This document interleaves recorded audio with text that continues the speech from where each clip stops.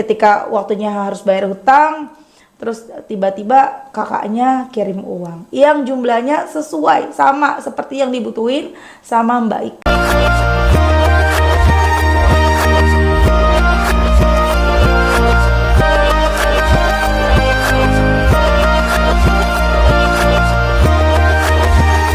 Bismillahirrahmanirrahim. Alhamdulillahirabbil alamin. Allahumma shalli ala sayidina Muhammad wa ala ali sayidina Muhammad. Assalamualaikum warahmatullahi wabarakatuh. Halo teman-teman, apa kabar? Mudah-mudahan teman-teman selalu dalam lindungan Allah Subhanahu wa taala. Amin ya rabbal alamin. Alhamdulillah, kali ini aku akan sharing lagi pengalaman sholawat dari teman-teman kita. Tapi sebelumnya, buat teman-teman yang belum punya buku ini, jangan pernah lelah ada nikmati setiap sholawat. Ini buku pertamaku, harganya 55.000. Kalau teman-teman mau beli, teman-teman bisa ke Gramedia, ada di Gramedia seluruh Indonesia, atau teman-teman bisa beli ke admin via Shopee maupun via WhatsApp. Langsung aja klik linknya di deskripsi box. Dan buat teman-teman yang punya testimoni sholawat, kalau teman-teman mau kirim testimoni, silakan kirimkan testimoni teman-teman ke nomor admin. Ini nomornya 0813 1543 0565. Nah, langsung aja akan aku bacain testimoninya. Ini dari Mbak Ika di Jawa Timur nih teman-teman. Assalamualaikum Mbak Mil. Waalaikumsalam. Saya Ika dari Jawa Timur. Ini nama samaran. Saya mau ngasih testimoni sholawat Mbak. Awal mula permasalahan saya sejak akhir tahun 2021. Dulu saya berjualan Mbak, alhamdulillah jualan saya lumayan ramai. Saya jualan mulai jam 4 sore sampai jam 12 malam. Saya jualan ditemani sama suami saya, karena suami saya pulang kerja jam 4 sore, jadi bisa nemenin saya jualan. Waktu jualan yang saya modalnya pinjam Mbak, setiap bulan saya harus bayar, tapi saya selalu bisa bayar. Dan pada akhirnya saya hamil anak kedua dan memutuskan untuk berhenti jualan. Tapi utang masih ada dan setiap saya mau bayar utang selalu gali lubang, tutup lubang. Sedangkan suami saya tidak tahu jika saya berhutang untuk bayar hutang. Dan akhirnya hutang saya numpuk, sedangkan uang yang dikasih suami saya hanya cukup untuk kebutuhan sehari-hari. Saya bingung Mbak buat bayar utang, sedangkan waktu yang dikasih saat buat bayar utang tinggal 3 hari. Sedangkan saya tidak punya uang sama sekali. Di saat yang sama anak saya dan suami saya sakit Mbak. Waktu saya lihat-lihat YouTube, keluar video Mbak Mel tentang sholawat. Saya lihat dan saya coba amalkan Mbak. Saya coba perbaiki sholat saya amalkan sholawat Jibril 4444 kali dan sholawat munjiat 100 kali. Alhamdulillah Mbak, saya masih mengamalkan. Satu hari pertolongan Allah datang. Waktu bayar utang esok pagi di malam hari saya dapat WA dari kakak saya yang di luar pulau kalau dia kirim uang buat saya Mbak, dan nominalnya pas banget sama kebutuhan saya buat bayar utang. Ya Allah Mbak, yang awal mulanya saya tidak pernah sholawat dan sholat pun jarang, tapi Allah datangkan pertolongan secepat itu Mbak. Saya sudah bicara ke diri saya sendiri jika saya sudah tidak mau berhutang riba lagi. Terima kasih Mbak Mel, karena Mbak Mel saya bisa berubah menjadi lebih baik, dan doakan Mbak Mel mudah-mudahan saya bisa istiqomah dalam mengamalkan sholawat dan bisa segera melunasi hutang-hutang saya Mbak. Semoga Mbak Mel dan keluarga sehat selalu dan dilancarkan rezekinya, amin. Maaf jika terlalu panjang, untuk sementara itu dulu testimoninya Mbak. Masya Allah ya teman-teman, itu tadi testimoni dari Mbak Ika di Jawa Timur. Mbak Ika yang awalnya jualan ya teman-teman, dan dari jualan itu modalnya tadi dibilang dari hutang dan bayar cicilannya juga. Jadi modalnya dari ngutang sehingga bayar cicilan bulanannya dari hasil jualan. Tapi ketika berhenti jualan karena hamil anak kedua, akhirnya mbaknya nggak bisa lagi tuh bayar utangnya dari hasil penjualan.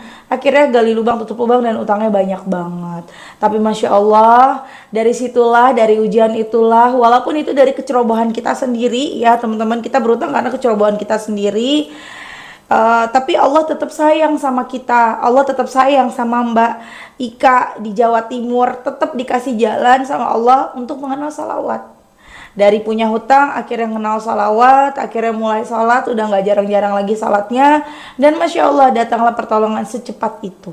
Dahsyat banget ya. Ketika waktunya harus bayar hutang, terus tiba-tiba kakaknya kirim uang yang jumlahnya sesuai sama seperti yang dibutuhin sama Mbak Ika. The power of salawat Mbak Ika. Memang kita tidak mudah membalikan telapak tangan ya. Hutang kita yang puluhan juta, belasan juta, bahkan ada yang sampai ratusan juta. Tapi tidak ada yang mungkin bagi Allah. Jadi semangat terus buat teman-teman yang berutang, ayo semangat terus baca sholawat. Akan ada masanya hutang-hutang kalian akan lunas. Akan ada waktunya hutang-hutang kita tuh lunas. Beneran, cobain baca sholawat. Ya, kita doakan sama-sama. Semoga Mbak Ika hutangnya segera dilunaskan sama Allah. Yang penting satu, jangan pernah nambah utang. Seberat apapun kita mau dicaci maki, mau didatengin ya, bahkan amit-amit mau dipenjarain sekalipun gara-gara utang, jangan pernah coba-coba nambah utang. Karena kita kan mau ditolong sama Allah. Kalau mau ditolong sama Allah, udah jangan cari pertolongan yang lain. Jangan cari pertolongan yang lain, jangan coba-coba gali lubang yang baru. Jangan. Terusin baca sholawatnya, tambahin, nanti akan ada pertolongan Allah tuh datang, pasti datang. Ya teman-teman, lanjut aku akan bacain testimoni selanjutnya. Kok agak ribet ya, aku nggak punya meja yang tinggi. Doakan semoga bisa kebeli meja yang tinggi ya teman-teman, amin. Jadi ini aku pakai laptop, nggak pakai nggak pakai HP-nya nggak ada, dipakai anak aku, HP yang buat bacain testimoni. Jadi kita baca yang ada aja, kita pakai laptop ya. Nih aku mau bacain testimoni yang kedua. Ini dari Mbak Yanti nih teman-teman. Testimoni dari Mbak Yanti. Alhamdulillah dibalas Mbak Mel. Allah tidak akan pernah memberikan cobaan di luar batas kemampuan hambanya. Itu ternyata beneran terjadi sama saya Mbak Mel. Bulan Januari tiba-tiba suami masuk rumah sakit karena kondisinya sakit lumayan parah. Dia punya riwayat TB paru dan waktu masuk rumah sakit sampai dirawat 10 hari. Sempat koma, hilang ingatan juga. Saya penasaran kenapa sampai separah itu, ternyata kata dokter bakterinya sudah sampai di otak. Ya Allah Mbak, itu saya kaget banget. Usia pernikahan kami baru 2 tahun, anak kami juga waktu itu usianya 4 bulan. Sampai saya titip ke saudara karena saya bolak-balik ke rumah sakit. Saya tahu sholawat munjiat tapi belum istiqomah jalaninnya. Tapi pas dapat musibah saya dekatkan diri sama Allah. Perbaiki sholat, perbanyak sholat sunnah sama salawat munjiat sehari bisa 100-200 kali. Alhamdulillah Mbak, Allah kasih pertolongannya dari suami yang lupa ingatan sementara akhirnya ingat sama anak kita. Tadinya suami suruh dirawat 12 hari karena kondisi memang lemah. Alhamdulillah setelah saya rutinkan baca sholawat, Allah kasih suami kesehatan yang harusnya 12 hari jadi 10 hari udah boleh pulang. Dan Alhamdulillah setelah saya ketemu YouTube Mbak Mel, saya makin semangat buat terus sholawat karena saya sudah merasakan sendiri keajaibannya. Saat semua orang menyalahkan saya karena kondisi suami, hanya Allah yang tidak meninggalkan saya. Terima kasih Mbak Mel. Maaf kalau ceritanya kepanjangan, aku masih sering gemeter kalau cerita ini. Semoga Mbak Mel dan keluarga selalu sehat. Masya Allah ya teman-teman, itu tadi testimoni dari Mbak Yanti. Ini Mbak Yanti ada di mana ya, nggak ditanya sama adik aku ya, Mbak Yanti ada di mana ya tinggalnya. Masya Allah banget, para sholawat ya. Memang itu tadi, ujian itu tidak selalu hutang. Ada ujian berupa kesehatan ya, seperti yang dialami sama Mbak Yanti yang suaminya sakit TB. TB itu macam-macam ya teman-teman ya. Kalau dia ada di otak ya seperti itu ya, sampai lupa ingatan. Kalau dia ada di tulang itu nanti namanya TB tulang. Yang setahu aku gitu ya, maaf kalau salah ya orang-orang kesehatan yang nonton. Soalnya pengalaman waktu aku sampai di operasi pada saat itu, aku itu didiagnosa sama dokter katanya sakit TB paru. TB paru bukan, TB payudara ya. Jadi TB, bakteri TB itu apa sih bakteri kayak masalah TB itu kalau misalnya ada di payudara jadi TB payudara. Kalau di paru-paru TB paru gitu kan ya. Ada juga yang di tulang, ada yang di pencernaan gitu. Pokoknya macam-macam teman-teman. Dan ini yang dialamin sama mbaknya adalah sakit TB, suaminya ada di otak sampai nggak sadari, sampai lupa ingatan, sampai lupa sama anaknya. Dan Masya Allah dari ujian itulah Mbak Yanti akhirnya mulai mendawamkan sholawat, mulai nambahin amalan-amalannya, nambahin ibadah-ibadah sunnahnya, mulai deketin diri ke Allah. Dan memang semua masalah kita solusinya apa? Allah. Solusi dari semua permasalahan kita cuma deketin Allah. Ketika kita udah jauh sama Allah dipanggil lagi, kamu udah jauh, udah kejauhan kamu mainnya gitu ya. Kamu udah jauh banget dari aku, ayo sini. Ditegur sama Allah, diuji sama Allah. Ya, dengan ujian itu akhirnya kita deket lagi sama Allah. Dan memang ketika kita diuji itu tuh rasanya nikmat banget loh. Iman kita serasa sedang naik banget. Ya, ketika berdoa kita bisa menangis, ketika kita baca salawat aja kita bisa bercucuran air mata.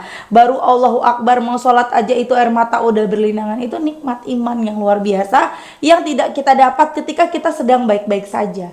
Coba nih teman-teman yang lagi nonton, yang lagi baik-baik aja, coba. Susah nggak buat kita nangis ketika berdoa dan beribadah? Susah ya. Bahkan kita doa aja pengennya buru-buru udahan aja sholatnya. Pengen buru-buru ada yang dikerjain aja. Coba kalau lagi banyak masalah. Makanya ketika sekarang nih kita sedang tidak punya masalah, bismillah pelan-pelan. Berusaha untuk menyempatkan waktu untuk kita berduaan sama Allah. Jadi ketika setelah sholat, habis baca sholawat, paksa diri buat doa. Jadi kita jangan merasa aduh aku nggak mau banyak doa, nggak enak banyak permintaan sama Allah. Allah tahu yang aku mau, Allah tahu yang aku butuhkan. Jangan. Doa itu kan kesempatan kita untuk berinteraksi sama Allah, kesempatan kita untuk berkomunikasi, untuk ngobrol berduaan sama Allah. Kesempatan itu jangan disia-siakan. Jadi ketika kita udah selesai sholat, udah zikir, udah salawatan, doa, ngomong, ceritain aja. Mau seneng, mau sedih, ceritain, curhatin ke Allah. Itu hati adem loh. Paksain deh, sediakan waktu. Ya Allah, terima kasih Allah, hari ini aku bisa makan ayam goreng, enak banget ayam gorengnya ya Allah. Ya Allah, terima kasih ya Allah, hari ini aku bisa bayar paylater aku ya Allah. Alhamdulillah ya Allah, terima kasih aku bisa beli handphone baru. Ya Allah, terima kasih hari ini begini-gini, semua tuh diceritain. Atau sedih, kita kesel sama teman kantor, ya Allah hari ini teman aku si A, si B, si C ngeselin banget ya Allah. Omongannya itu loh ya Allah nyakitin hati aku banget ya Allah. Tolong ya Allah rubahlah dia menjadi orang lebih baik agar nggak benci sama aku lagi. Pokoknya apapun itu kita ngomong ke Allah, cerita aja ke Allah. Ya Allah, hari ini aku kesel banget sama suami aku ya Allah. Kenapa sih dia nggak seperti yang aku mau ya Allah? Aku tuh pengennya begini, tapi dia begitu ya Allah, gitu loh.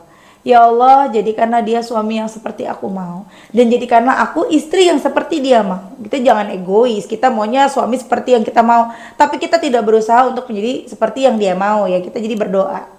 Terus ngomong sama Allah, ngomong apa aja yang jadi yang ada unek-unek di hati kita nih, keluarin. Walaupun sebenarnya Allah udah tahu, kita nggak perlu cerita tuh, Allah udah tahu. Tapi nggak apa-apa, ngomong aja, ceritain, plong lah hati kita. Ketika kita ngomong sama Allah, plong. Ada apapun ya, ada sesuatu apapun yang membuat, yang ngeganjel dalam hati kita, dalam diri kita, ngomong ke Allah, ngadu ke Allah. Walaupun kita tidak bisa mendengar ya Allah ngejawab kamu harus gini gini gini, kita nggak bisa dengar, tapi kita dapat solusi, kita dapat keterangan di hati kita. Kemudian kita bisa berpikir sendiri kayak dikasih jalan, oh kamu harus A B C D E langkahnya. Itu jawaban dari Allah teman-teman ya. Oke teman-teman, terima kasih udah nonton, semoga bermanfaat dan jadi motivasi buat teman-teman. Kita doakan semoga Mbak tadi yang kasih testimoni, aku udah lupa nih namanya. Semoga mereka yang sudah kasih testimoni Allah ijabah doa-doanya segera. Mbak Yanti semoga segera sembuh suaminya. Kemudian satunya lagi Mbak siapa ya, aku lupa nama mbaknya ya. Maaf aku lupa ya teman-teman, tuh pikun banget. Dan semoga mereka yang memberikan testimoni hari ini Allah ijabah doa-doanya, Allah kabulkan semua doa-doanya, lunas utang-utangnya segera, amin. Dan semoga teman-teman yang nonton bermanfaat, jadi makin semangat sholawatannya, segera diijabah doa-doanya, lunas utang-utangnya, amin amin ya rabbal alamin. Assalamualaikum warahmatullahi wabarakatuh.